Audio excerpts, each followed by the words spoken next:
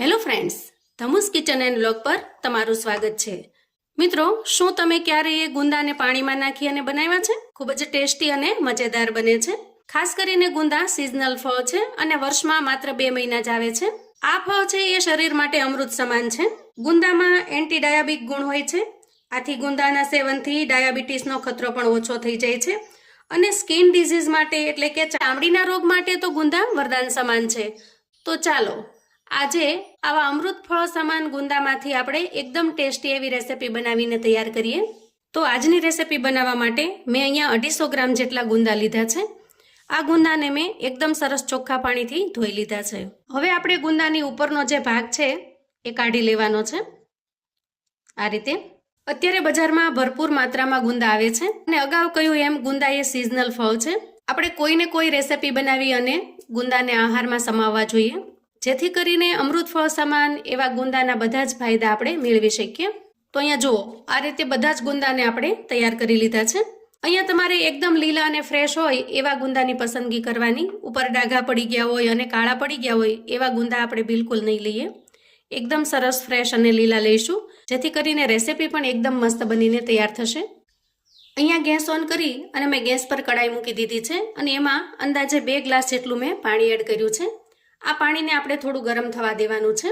હવે જુઓ, પાણી થોડું ગરમ થાય એટલે આપણે એમાં અડધી ચમચી જેટલું મીઠું એડ કરીશું અને પાણીમાં મીઠાને સારી રીતે ઓગાળી લેવાનું છે।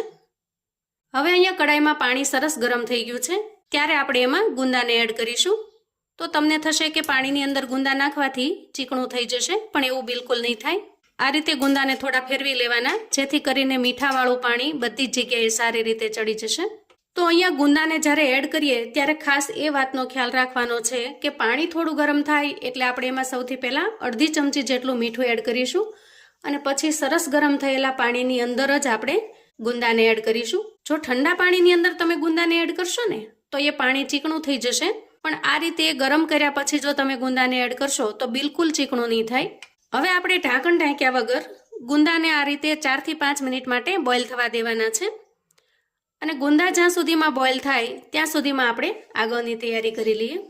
અહીંયા આપણે ગુંદા માટે એકદમ સરસ ટેસ્ટી એવો મસાલો બનાવી લઈએ।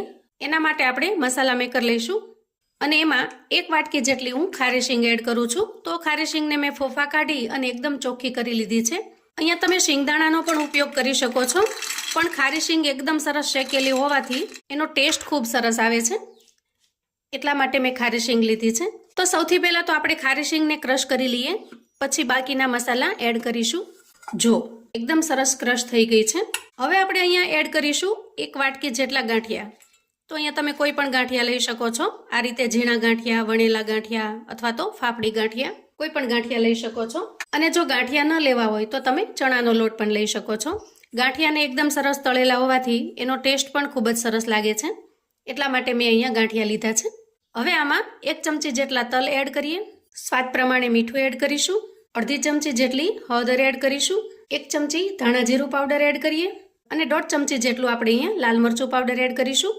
તો લાલ મરચું પાવડર તમારે તીખાશ જેટલી રાખવી હોય એ પ્રમાણે એડ કરવાનું છે। અને જુઓ, થોડો અમથો 1 ચપટી જેટલો હું અહીંયા ગરમ મસાલો એડ કરું છું, પણ જો આ રીતે ગરમ મસાલો તમે થોડો અમથો એડ કરશો તો રેસીપી એટલી ગજબની બનીને તૈયાર થશે કે પછી તમે હંમેશા થોડો ગરમ મસાલો એડ કરવાનું પસંદ કરશો। એક વખત તમે ટ્રાય કરી જોજો। હવે ઢાંકણ ઢાંકી આ બધા જ મસાલાને આપણે પીસી લઈએ। હવે જુઓ, બધા જ મસાલા એકદમ સરસ પીસાઈ ગયા છે અને મિક્સ પણ થઈ ગયા છે। હવે તૈયાર કરેલા મસાલાને આપણે એક બાઉલની અંદર કાઢી લઈએ। હવે આપણે તૈયાર થયેલા મસાલામાં 1 ચમચી જેટલું તેલ એડ કરીશું અને 1 ચમચી જેટલો ગોળ લઈશું, ઝીણો છોલીને તૈયાર કરેલો છે, જેથી કરીને સારી રીતે મિક્સ થઈ જશે। અને હવે અડધા લીંબુનો રસ આપણે આમાં એડ કરીશું। તમારે જો લીંબુનો ઉપયોગ ન કરવો હોય તો તમારે 1 ચમચી જેટલો અહીંયા આમચૂર પાવડર એડ કરવાનો છે અને ખટાશ જો બિલકુલ ન લેવી હોય તો બંને વસ્તુને તમે સ્કીપ પણ કરી શકો છો, તો પણ રેસીપી ખૂબ જ સરસ બનીને તૈયાર થશે। હવે બધી જ વસ્તુને આપણે મસાલાની અંદર મિક્સ કરી દઈએ। તો અહીંયા ગુંદાની અંદર સ્ટફ કરવા માટે આપણે એકદમ સરસ ટેસ્ટી અને ચટપટો મસાલો બનાવીને તૈયાર કરી લીધો છે। અહીંયા મસાલામાં થોડી કોથમીર પણ એડ કરીશું અને બધી જ વસ્તુને આપણે સારી રીતે મિક્સ કરી લઈએ। એક વખત જો આ મસાલા ભરેલા ગુંદા તમે ખાઈ લીધા તો પછી હંમેશા આ રીતે મસાલો બનાવી અને ગુંદા ભરવાનું પસંદ કરશો। અને આજની જે ગુંદા બનાવવાની રીત છે એ પણ એકદમ સરળ છે. તો અહીંયા મસાલો થઈ ગયો છે તૈયાર. હવે આપણે ગેસ તરફ જઈશું. હવે જુઓ, અંદાજે 5 મિનિટ જેટલો સમય થયો છે અને ગુંદા એકદમ સરસ બફાઈ ગયા છે. અહીંયા ગુંદાનો કલર પણ ચેન્જ થઈ ગયો છે. દેખાવમાં જ લાગી રહ્યું છે કે સારી રીતે બફાઈ ગયા છે. તો જુઓ, આ રીતે એક ચમચામાં લઈ અને ગુંદું થોડું ઠરે એટલે આ રીતે ચેક કરી લેવાનું. જુઓ, તરત ખ્યાલ આવી જશે કે ગુંદું સારી રીતે બફાઈ ગયું છે. અહીંયા ગેસની ફ્લેમને આપણે બંધ કરીશું અને બધા જ ગુંદાને આપણે ઝારાની મદદથી બહાર કાઢી લઈએ. થોડીવાર આ રીતે રાખી અને ગુંદાને આપણે ઠંડા થવા દઈએ. હવે આપણે ગુંદામાંથી ઠળિયા કાઢી લેવાના છે. તો ગુંદા એકદમ સરસ બફાઈ ગયેલા છે, એને તમારે ફોડતા સહેજ પણ વાર નહીં લાગે. જુઓ, આ રીતે સહેજ અમસ્તું આમ કરશો એટલે આરામથી ફૂટી જશે. અને અહીંયા મેં છાપાનો એક ટુકડો લીધો છે, એના અંદર આપણે બિયાને નાખીશું. તો ટૂથપીકની મદદથી તમે આરામથી ઠળિયાને કાઢી શકશો. ગુંદાના ઠળિયા કાઢવા પણ એકદમ સરળ છે. ગુંદા ગરમ થવાથી ગુંદાની બધી જ ચીકાશ ઠળિયા સાથે નીકળી જશે. જુઓ, સહેજ અમથું પ્રેસ કરશો એટલે ગુંદું આરામથી ફૂટી જશે. એને ફોડવા માટે તમારે કોઈ વજન મારવાની પણ જરૂર નહીં પડે. તો અહીંયા બધા જ બફાયેલા ગુંદામાંથી આપણે ઠળિયા કાઢી લીધા છે. હવે આપણે તૈયાર કરેલા મસાલાને આ રીતે ગુંદાની અંદર ભરી લેવાનો છે. તો બધા જ ગુંદાને હું આ રીતે મસાલાથી ભરીને તૈયાર કરી લઉં છું. તો જુઓ, એકદમ સરસ રીતે ગુંદાને ભરીને તૈયાર કરી લીધા છે. અને અહીંયા જે થોડો અમથો મસાલો વધ્યો છે એને પણ આપણે ઉપયોગમાં લઈ લઈશું. હવે જુઓ, ગેસ ઓન કરી અને મેં કડાઈ મૂકી દીધી છે અને કડાઈમાં આપણે 1 ચમચા જેટલું તેલ લેવાનું છે.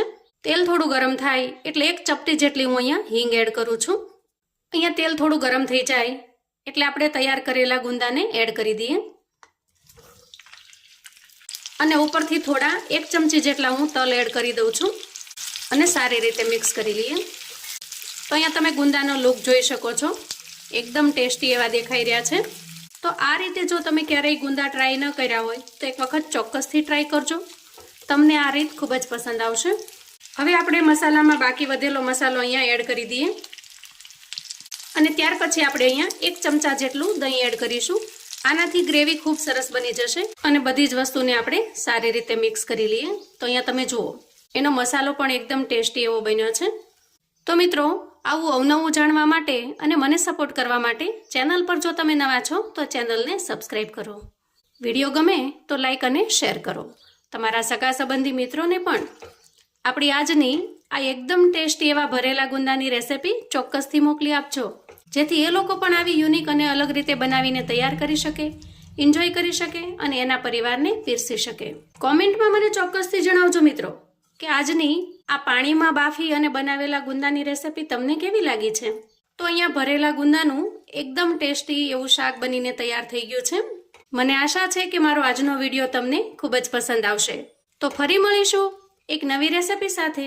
ત્યાં સુધી આવજો મિત્રો.